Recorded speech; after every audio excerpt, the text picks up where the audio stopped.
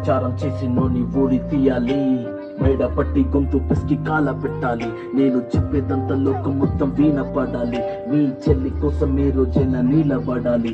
నేను పాడేది పాటని కథు చిన్నారి మాటలే, ఇవి కన్నులు కన్నార తడి కాపాడేదెవరు మరి? అమ్మాయిల వాక్యలలోని సంఖ్యలు బంధించి మరి రంగుల ముగ్గుల పొడి రక్తంగా మారిని పడి. మమ్మీ నువ్వు ఇంట్లో వదిలేసి వెళితే అంకల్ నా చేయి పట్టి మీద పడితే ఏమని చెప్పను నేను, ఎవరికి చెప్పను నేను. మీరే నేర్పించారు పెద్దోళ్ళు దేవుళ్ళు అని, ఎందుకు మమ్మీ పుట్టించాడు డాడీ నన్ను? అసలు వినాలనుకున్న నేను చందమామ కథలు, ఆడపిల్ల బాధలని చెప్పుకునే బాధలు. పుట్టగానే చంపేస్తుంటే తప్పుతుందో విసురు, చిన్న బట్టలు వేసుకుంటే చంపేయాలా? ఇంకెన్ని రోజు దాచుకుంటే ప్రాణం ఇలా? నేను చెబుతూ అలా లేదా బడికెళ్ళలా? న్యూస్ పేపర్ మెన్ స్టోరీ అయిపోయా నివాళ. చిరునవ్వులతో కాలం గడపాల్సిన చిన్నారి మనుష్యని రంగేసుకున్న క్రూర మృగాలకు పడైపోయింది. 8 ఏళ్ల చిన్నారిని హింసించి అరుణాచారం చేసి చంపిన ఘటన మానవత్వానికే మరో మచ్చగా మిగిలిపోయింది.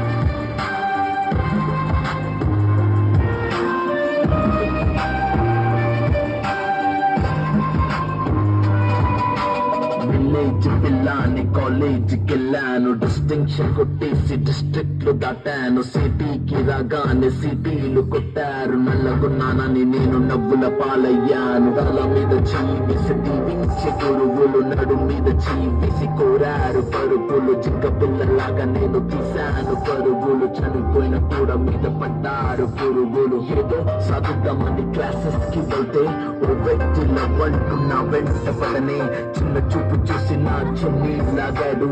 యాసిడ్ దాడుల్లో నా పేరెక్కించాడు, రోడ్డు మీద రేపు చేసి రోకల్స్ చంపారు.